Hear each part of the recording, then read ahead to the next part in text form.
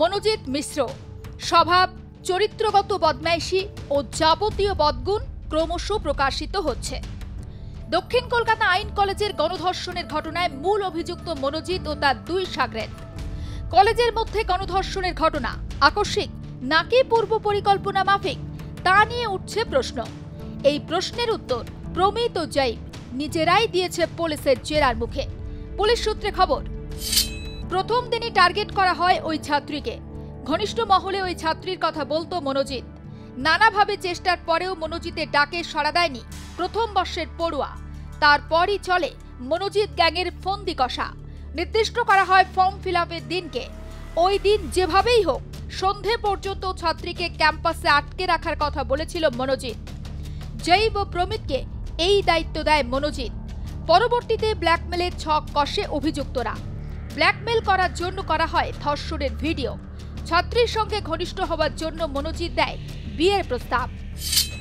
পুরো কাজে সাহায্য করার জন্য প্রমিত ও জৈবকে বড় পদের লোভ দেখায় হাড় বজ্জাত এই মনোজিৎ। প্রমিত ও জৈবকে ছাত্র ইউনিয়নের বড় পদের প্রলোভন দেখায়। কলেজের মধ্যেও চলত মনোজিতের দাপাদাপি। থ্রেট কালচার বললেও খুব একটা ভুল বলা হয় না।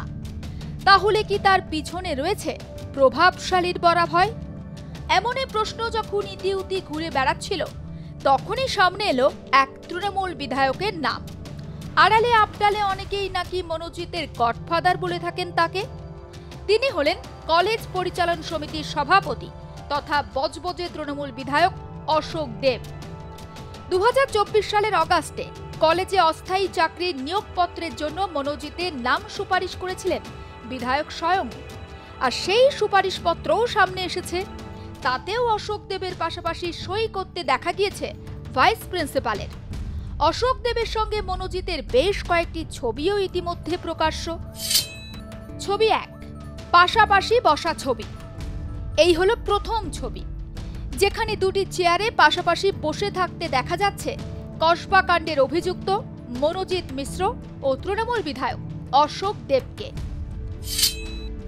ছবি নাম্বার 2, দেখা যাচ্ছে বিধায়ক বসে রয়েছেন টেবিলের সামনে, আর তার ঠিক পিছনেই দাঁড়িয়ে রয়েছে মনোজিৎ।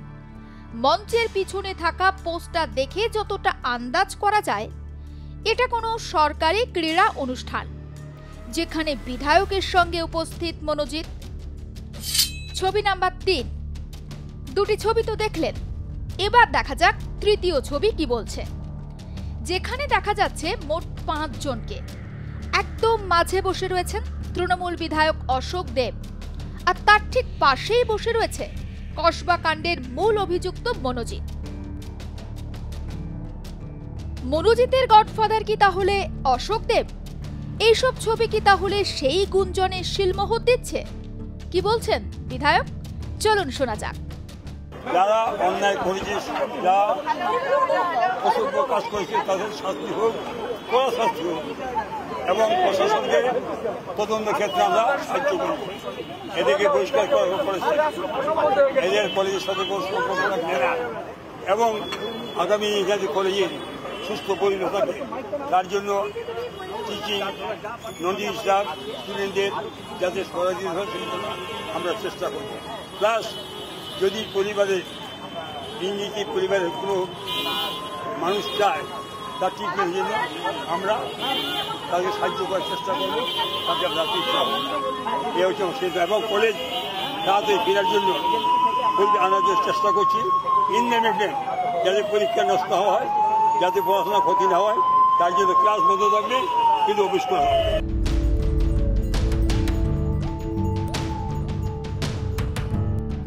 মনোজিতের বেলাল্লাপনা তথা থ্রেট কালচার আজকের নয়, সেই 2012 সাল থেকেই শুরু।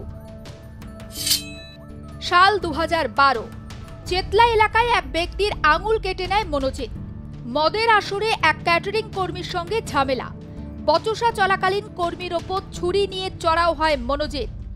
কালীঘাট থানায় অভিযোগ দায়ের হয় মনোজিতের নামে। বেশ কিছুদিন ফেরার ছিল বুনোধর মনোজিৎ। সেই ঘটনাতেও গ্রেপ্তার করা হয়নি তাকে। সেই সময়ও কি কোনো প্রভাবশালীর হাত ছিল তার ওপর? উঠছে প্রশ্ন। আইন কলেজে ভর্তিতে উঠেছে দুর্নীতির ছবি। সাধারণত কলকাতার 4টি আইন কলেজে ভর্তির জন্য প্রয়োজন 700-র মধ্যে র্যাঙ্ক হওয়া, কিন্তু 2634 র্যাঙ্ক করেও কসবা ল কলেজে পড়ার সুযোগ পেয়ে যায় জৈব আহমেদ। সামনে এসেছে ভর্তির সময়কার র্যাঙ্কের তালিকা। সেই তালিকায় স্পষ্ট দেখা যাচ্ছে জৈবের র্যাঙ্ক ঠিক কতটা পিছনে ছিল, কিন্তু জৈবের মতো নিম্ন মেধার পড়ুয়াও জায়গা পেয়ে যাচ্ছে অনায়াসে। এর পিছনেও কি মনোজিতের কারসাজি রয়েছে? তেমনটাও মনে করছেন অনেকে। কথায় আছে রতনে রতন চেনে, ঠিক যেভাবে জৈব ও মনোজিৎ পরস্পরকে চিনে নেয়।